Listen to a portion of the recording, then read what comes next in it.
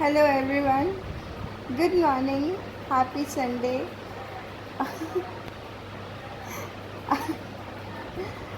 मेरी हंसी देखकर आपको लग रहा होगा कि शायद मैं बहुत खुश हूँ, लेकिन ऐसे सच बात कहूँ तो ये हंसी मेरी शर्मिंदगी छुपाने के लिए है। आज दिव्य ज्योति शर्मिंदा है, बहुत शर्मिंदा है। क्यों शर्मिंदा हूँ मैं? ये बड़ी दिलचस्प कहानी है। पिछले वीडियो में मैंने आपको बताया था कि मैं रामबाण उपन्यास पढ़ रही हूँ ईशा महेश जी का। मेरी यात्रा बहुत अच्छी चल रही थी, लेकिन कहते हैं ना, मतलब ज़्यादा खुशी को नज़र लग जाती है, तो कुछ ऐसा हुआ कि राम कथा की इस यात्रा में अचानक से पिछले 2 दिन में कुछ ऐसा हुआ कि मैं थोड़ी लापरवाह हो गई, मैं थोड़ी बेपरवाह हो गई। उसका कारण ये था कि मुझे मेरा 15 साल पुराना प्यार याद आ गया, और बस मुझे मेरा पुराना प्यार याद आया, तो मैं बस मेरी पुराने प्यार की यादों में खोई हुई थी। और फिर राम का क्या, मतलब राम जी का क्या हुआ कि सीता का क्या हुआ, हनुमान जी कहाँ गए, कुछ नहीं पता। बस मैं अपने प्यार की यादों में खोई हुई थी 2 दिन से। नहीं, अगर मैं ऐसा कहूँ, मान लीजिए अगर मैं ऐसा कहूँ कि मेरी दशा बिल्कुल वैसी थी जैसी कि सुग्रीव की हुई थी, जब बाली का वध श्री राम ने कर दिया और सुग्रीव राजा बन गया, वानर राज से किष्किंधा के राजा बन गए सुग्रीव जी, और उन्हें उनका खोया हुआ राज्य, पत्नी और ऊपर से देवी तारा जैसी और एक जीवन साथी मिल गई, तो अब उनकी ज़िंदगी बस भोग विलास में लिप्त हो गई, और वो अपना वचन भूल गए, अपनी मित्रता राम के प्रति, अपना कर्तव्य भूल गए। कि उन्होंने वादा तो किया था कि बस बारिश ख़त्म होने दो और बस थोड़ा ब्रेक लेकर मैं फिर राम काज में लग जाता हूँ।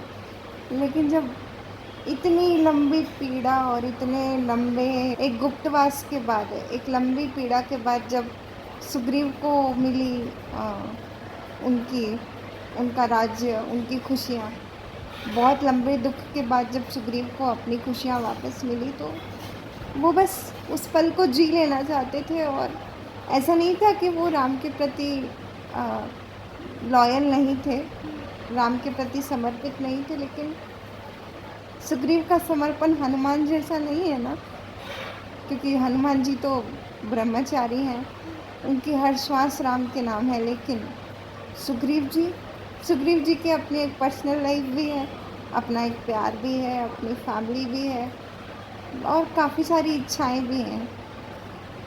तो इन सब के चक्कर में वो राम जी को भूल गए। अपनी पीड़ा समाप्त हुई तो राम जी की पीड़ा को वो भूल गए। मतलब अब क्या ही करना है, जानबूझ के नहीं किया, हो जाता है, मंकी माइंड है, भटक जाता है। इंग्लिश की कहावत बहुत अच्छी है ना, मंकी माइंड, मन बिल्कुल बंदर जैसा होता है। लेकिन मन अगर हनुमान जी जैसा वानर हो तो फिर राम दुआरे तुम रखवारे, फिर सब कुछ राममय होता है। और अगर वो सुग्रीव जैसा हो तो ठीक है, राम कथा का रस लेता है, लेकिन कभी कभी भटक जाता है। मेरी दुर्गति भी ऐसी हुई थी। और जैसे राम जी ने लक्ष्मण भैया को भेजा था सुग्रीव को जागृत करने के लिए, वैसे वैसे आई थिंक आज हनुमान जी ने कृष्णा जी को भेजा। कृष्णा जी, आई थिंक मैंने आपको इसके पहले की एक वीडियो में बताया था, वो कृष्णा अंकल हैं जो यहाँ आश्रम में मेरे खाने पीने और मेरे रूम की साफ़ सफाई का ध्यान रखते हैं, एंड मेरे वीडियोस रेगुलरली देखते हैं और सुन रहे हैं मेरे राम कथा के उपन्यास। आज सुबह जब मैं अपनी इस प्रेम के उन्माद में खोई हुई थी, एंड बस ऐसे ही बैठी हुई थी, नहा धोकर। तो अचानक से वो मेरे कमरे में आया और उसने कि दिव्या, आज कोई वीडियो नहीं बनाया अभी? बोले हाँ सर, वीडियो बनाऊंगी, मैं कल पोस्ट करती हूँ वीडियो। मैं थोड़ा छोटा ब्रेक ले रही थी, कोई काम आ गया। वो सीनियर है तो मैं उनको क्या ही बताऊँ मेरे पुराने प्यार के बारे में। वैसे मैं अभी बता रही हूँ, बट उनके सामने तो मर्यादा थी तो मैंने कुछ नहीं बोला। तो मैंने सोचा हाँ सर, मंडे को डालती हूँ, बस डालूँगी। देन वो बोले हाँ जी। उन्होंने बड़े सहजता, बड़ी विनम्रता से कहा ओके बेटा ठीक है। एंड देन फिर ऐसा हुआ कि अचानक से उन्होंने मेरे को पूछा एक सवाल, और उनके सवाल ऐसा था मानो जैसे लक्ष्मण भैया का तीर था। मुझे लगा कि अरे ये कृष्णा जी नहीं है, ये लक्ष्मण भैया है जो मुझे धिक्कारने के लिए आए हैं। तो कृष्णा अंकल का सवाल ये था कि दिव्या, मेरे मन में छोटा सा डाउट है कि राम जी इतने महान थे, इतने अच्छे राजा थे वो, तो फिर उन्होंने बाली को छुपकर क्यों मारा? क्या कारण था कि उन्होंने बाली को छुपकर मारा? एंड उनका वो सवाल मेरी अब तक की जो सारी आलस एंड जो मेरा थोड़ा बचपना था ना, मेरा अपना पुराना प्यार के पीछे मैं भाग रही थी, तो वो सब धराशायी हो गया। मैं बोली कि हाँ, मैंने उस समय जब वो मेरे सामने खड़े थे तो उस समय मैंने जितना मुझे याद था अपनी बुद्धि के अनुसार उनकी शंका का समाधान किया। लेकिन उनके जाते ही, जैसे ही वो कमरे से निकले, मैंने एक लंबी सांस ली, अपने बाजू में पड़े हुए कृष्ण के विग्रह को देखा और मन ही मन लक्ष्मण भैया से क्षमा मांगी और तुरंत अपना उपन्यास उठाया। और मुझे याद आया कि पिछली बार जहाँ मैंने छोड़ा था वो बस बाली वध का ही प्रसंग था जो मैं पढ़ रही थी, और फिर अचानक मुझे कुछ याद आ गया तो मैं एक के बाद एक डिस्ट्रैक्ट होती गई। तो फिर वो पढ़ते पढ़ते मैंने फिर से उसको दोबारा पढ़ा, बड़ी श्रद्धा के साथ उसका अध्ययन किया, और मुझे लगा कि अब तो ये वीडियो बना ही देना चाहिए। हालांकि मैंने आज एक ब्लड टेस्ट के लिए अपना इंजेक्शन लगी है मेरी बाह में, तो थोड़ा पेन है, लेकिन आई कैन मैनेज, और मैं ये वीडियो बना रही हूँ। तो जब एक मज़े की बात ये है कि पहले ना इंजेक्शन के नाम से मैं थर काँपती थी कि मुझे जहर दे दो लेकिन मुझे इंजेक्शन नहीं लगाना। लेकिन आज जब मुझे ब्लड के लिए इंजेक्शन लग रही थी, एक्चुअली जो मेरी बाह है उसमें मेरी नसें बहुत ज़्यादा पतली हैं, तो उनसे खून निकलता नहीं है। इंजेक्शन लगाना काफ़ी ज़्यादा डिफ़िकल्ट, काफ़ी ज़्यादा पेनफुल होता है। वेन्स में स्वेलिंग आ जाती है और ब्लड है कि वो निकलता नहीं है। तो मुझे तो पहले इंजेक्शन से डर लगता है, लेकिन आज क्योंकि मेरी चेतना राम के साथ थी और मेरे मन में रामायण उपन्यास का वही सीन घूम रहा था जब राम सुग्रीव का प्रोत्साहन कर रहे थे कि ये लड़ाई तुम्हारी है, तुम क्यों चाहते हो कि मैं जाकर बाली से लड़ूं? मैं नहीं लड़ने वाला, तुम्हारी लड़ाई है। सुग्रीव ने अत्याचार बाली ने अत्याचार किस पर किया? तुम पर किया ना। किसकी पत्नी का हरण किया? तुम्हारी। तो अपनी लड़ाई स्वयं लड़ना तुम्हारा कर्तव्य है। हाँ, तुम एक पग तो आगे बढ़ाओ, तुम बढ़ाओ पग आगे। हनुमान जी भी सुग्रीव को यही कह रहे थे कि तुम एक पग आगे बढ़ाओ, उसके बाद अगर तुम गिरे तो संभालने के लिए राम है। लेकिन तुम तो बिल्कुल वैसे हो जैसे वो होता है ना क्रिकेट मैच में कुछ लोग सट्टा लगाते हैं कि पहले से ही मैच फिक्सिंग कर लेते हैं कि इंडिया जीतेगा कि पाकिस्तान जीतेगा, मेरे इतने पैसे लगे हुए, तो क्रिकेटर्स को भी पैसा खिला देते हैं और बोलते नहीं तुमको तो बस इसी को जिताना है। बट ये सट्टेबाजी राम कथा में नहीं चलती ना।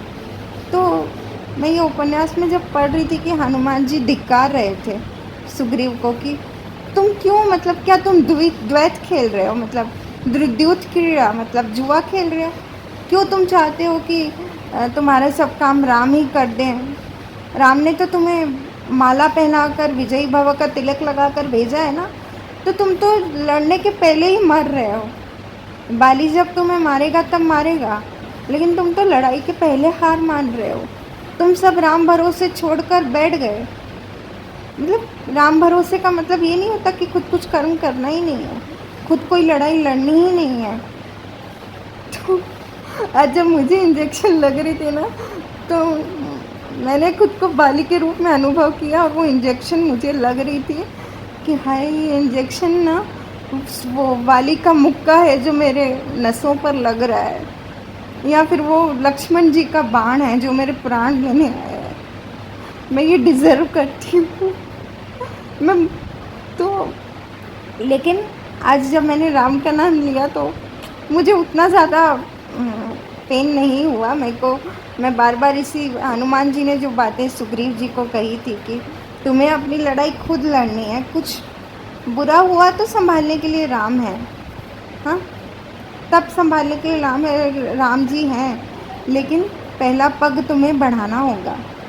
तो आज मैंने भी अब इंजेक्शन को, वैसे मैं हमेशा आंखें बंद कर लेती हूँ और चिल्ला चिल्ला के हॉस्पिटल सर पे उठा लेती हूँ, लेकिन मैंने ना आज चुप थी, मैं एक गहरी सांस ली, और आज मैं इंजेक्शन की आंखों में आंखें डालकर देख रही थी कि हाँ, निकाल मेरा खून, देखती हूँ मैं अपनी लड़ाई लड़ लूँगी, आई एम स्ट्रॉन्ग।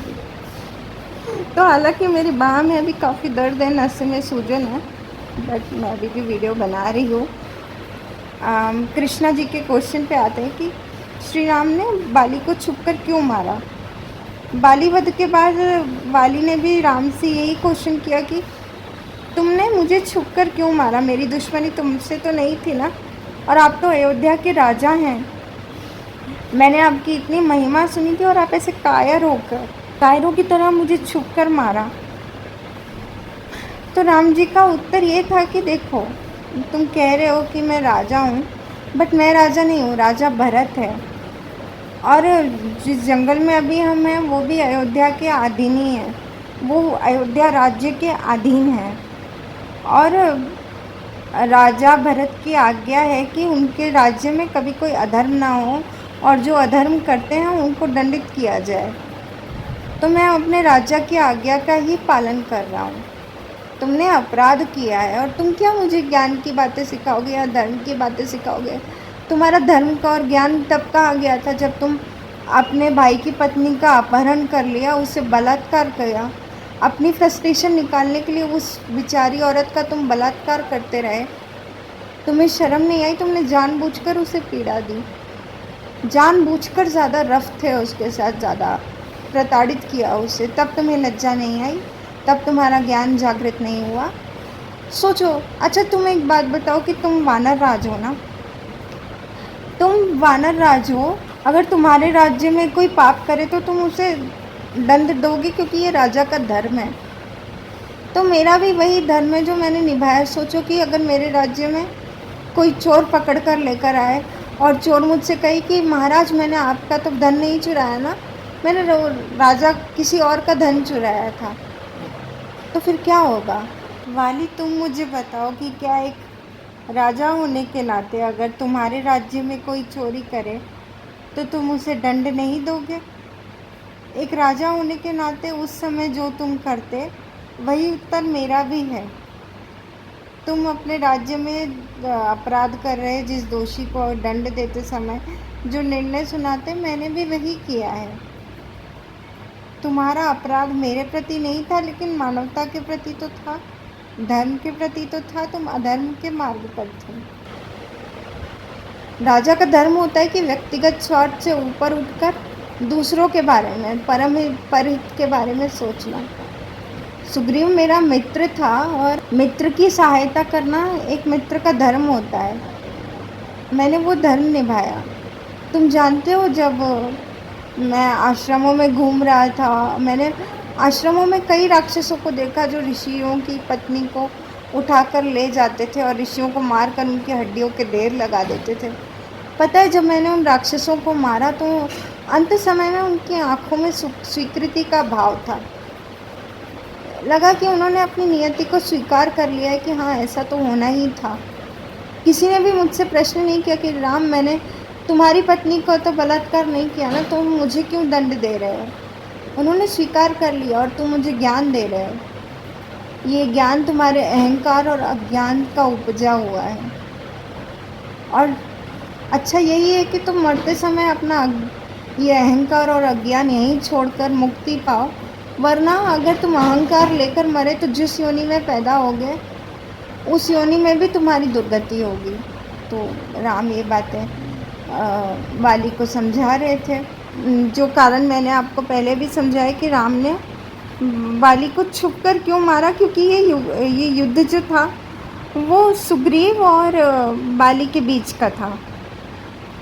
सुग्रीव को अपने भीतर की शक्ति जागृत करनी थी। ये कर्तव्य सुग्रीव का था। अगर राम सामने आ जाते ना तो सुग्रीव सोच लेता कि बस राम बाण चला देंगे और मेरा काम हो जाएगा। ये भाव सुग्रीव के मन में तब भी आया था जब राम ने अपने एक बाण से सारे 7 साल के वृक्ष काट डाले, एक बाण से। तब भी सुग्रीव के मन में यही आया कि उसे पेड़ नहीं दिख रहे थे, उसे बाली दिख रहा था। उसे दिख रहा था कि राम ने बस एक ही बाण से बाली को मार दिया, उसे आसानी से सब अपना राज्य पत्नी सब मिल गया, सब बहुत अच्छे से हो गया। तो वो बहुत कायर हो गया था, वो कर्म नहीं करना चाहता था। वो बस एक डिसेबल्ड पर्सन की तरह बस राम के ऊपर, राम की पीठ पे चढ़ जाना चाहता था कि मैं डिसेबल्ड हूँ, मैं कुछ नहीं कर सकता, अब आप मेरे को अपने कंधे पे उठाओ और मुझे मेरी नैया पार लगाओ। लेकिन राम उसे कह रहे थे कि नहीं, तुम डिसेबल्ड नहीं हो, तुम विकलांग नहीं हो, मैंने तुम्हें सामर्थ्य दिया है, मैंने तुम्हें हिम्मत दी है, मैंने तुम्हें ज्ञान दिया है, मैं तुम्हारा साथ हूँ, तुम्हारा मित्र हूँ। तुम एक कदम आगे बढ़ाओ और अगर किसी ने कहीं तुम कमज़ोर पड़े और मेरी मदद की ज़रूरत हुई तब मैं आऊँगा, मेरे ऊपर विश्वास रखना, मैं आऊँगा, तुम्हें कुछ नहीं होने दूँगा। उसके पहले भी सुग्रीव जब सुबह सुबह बाली से युद्ध करने गया था तो उसके मन में क्रोध था, अहंकार था, लेकिन तब वो अपने ही कारण हार गया था, क्योंकि तब उसके मन में था उतना ज़्यादा आत्मविश्वास नहीं था सुग्रीव के मन में कि वो बाली को हरा पाएगा। तो जब वो सुग्रीव बाली से लड़ रहे थे तो तब जब बाली को सामने देखकर ही सुग्रीव का मन बैठ गया, उनका डर उन पर हावी हो गया और इसलिए बाली ने उनकी खूब पिटाई करी, बहुत मारा और वो किसी तरह प्राण बचाकर सिचुएशन से भाग गए।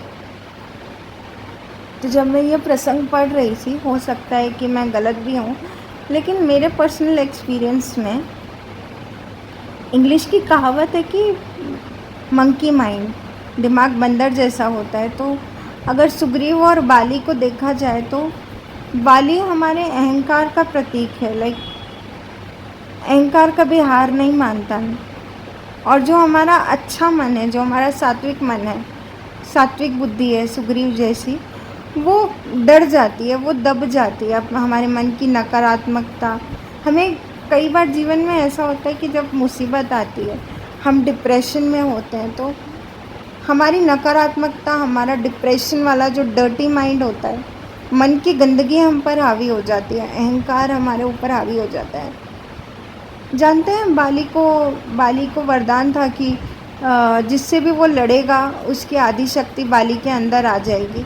तो ये हमारे दिमाग के साथ भी होता है। जब आपके मन में नेगेटिव विचार उत्पन्न होते हैं तो आप अगर उनसे लड़ने की कोशिश करो, अगर आप उनसे द्वंद्व करने की कोशिश करो तो आपकी पूरी एनर्जी ड्रेन हो जाती है। जो साधना या मंत्र जाप या पूजा भक्ति करके जो भी आप साधना कर ऊर्जा इकट्ठी करते हैं, आपकी पूरी ऊर्जा वेस्ट हो जाती है। ज़िंदगी में कोई नेगेटिव सिचुएशन आती है या फिर बहुत बड़ी मुसीबत आती है, उस समय अगर हमारा मंकी माइंड हनुमान जी की तरह एकाग्र ना होकर सुग्रीव की तरह डर जाए, तो फिर जो नेगेटिविटी रहती है वो बाली की तरह हम पर हावी हो जाती है। हमारी पूरी हिम्मत, हमारी पूरी सकारात्मकता और नेगेटिविटी खा जाती है। ये मैंने पर्सनली भी एक्सपीरियंस किया। तो सूक्ष्म रूप में, एक आध्यात्मिक दृष्टि से बाली और सुग्रीव की कथा का मर्म मुझे यही समझ में आता है कि ये मन के द्वंद्व हैं, ये बस मन के अलग अलग रूप हैं, चाहे वो बाली हो, सुग्रीव हो या हनुमान जी हो। हनुमान जी उस स्थिति का नाम है जब मन एकदम पवित्र एकदम भक्तिमय होकर खुद का अस्तित्व ही समाप्त कर देता है। मन का कण कण राममय हो जाता है। सुग्रीव हनुमान जी से थोड़ा नीचे का लेवल है, जो राम से प्यार तो करता है, राम के प्रति समर्पित तो है, लेकिन ज़िंदगी में जब मुसीबतें आती हैं तो वो डर जाता है, उसके मन में डाउट आ जाते हैं। कभी कभी वो सोचता है कि कोई बात नहीं, मैं राम के बिना ही अपने बलबूते पे अपनी मुसीबत से पार पा लूँगा, लेकिन पिट कर वापस आ जाता है।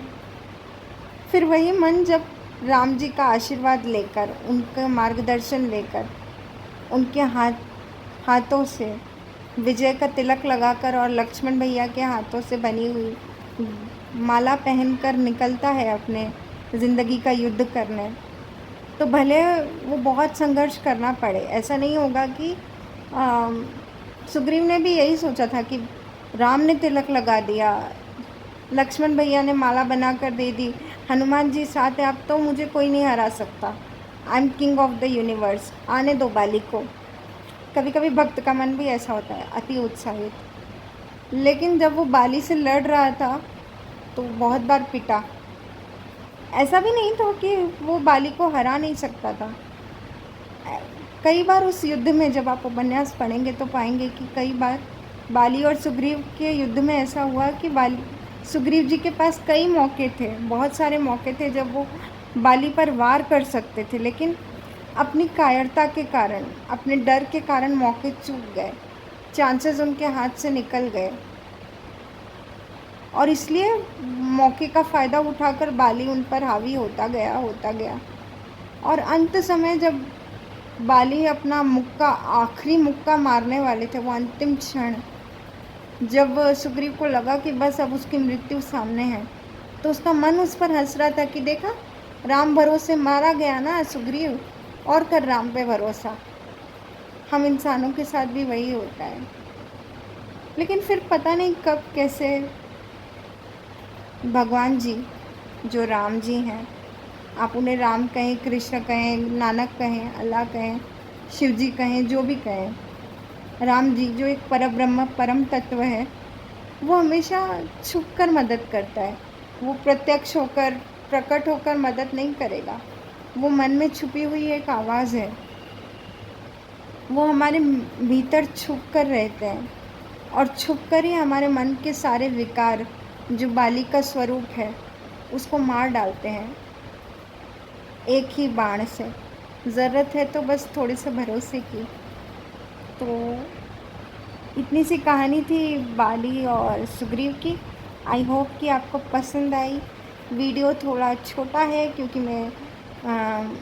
मेरे बाह में थोड़ा दर्द हो रहा है, लेकिन ये वीडियो मैं बनाना भी चाहती थी, इसलिए बनाया। और हाँ, मेरा 15 साल पुराना प्यार कोई कॉलेज या स्कूल का नहीं है, और ऐसा भी नहीं कि किसी ऑनलाइन बॉयफ्रेंड बना लिया। अगर कोई देखकर ये सोचे कि दिव्या इतनी भक्ति में थी, फिर ऑनलाइन बॉयफ्रेंड कहाँ से बना लिया। मेरे प्यार की कहानी थोड़ी अजीब है। अगर मैं अपने प्यार की कहानी बताने बैठी तो मुझे लगता है कि उस पर मुझे ग्रंथ लिखना पड़ेगा, और बताते बताते मेरे प्राण निकल जाएंगे, लेकिन मेरी लव स्टोरी ख़त्म नहीं होगी। तो इसको थोड़ा सीक्रेट रहने देते हैं। और अभी के लिए जय श्री राम।